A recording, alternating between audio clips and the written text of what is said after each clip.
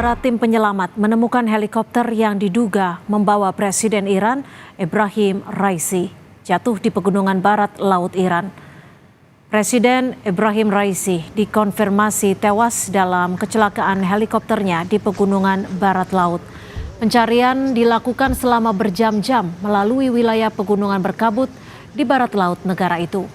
Kepala Bulan Sabit Merah bilang heli ditemukan saat matahari terbit pada hari Senin. Tim penyelamat melihat helikopter dari jarak sekitar 2 km.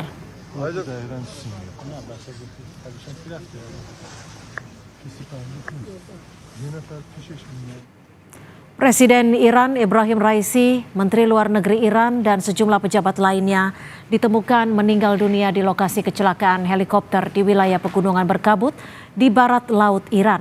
Kecelakaan itu terjadi ketika Timur Tengah memanas akibat perang Israel-Hamas, di mana Raisi di bawah pemimpin tertinggi Ayatollah Ali Khamenei melancarkan serangan drone dan rudal yang belum pernah terjadi sebelumnya terhadap Israel pada bulan lalu.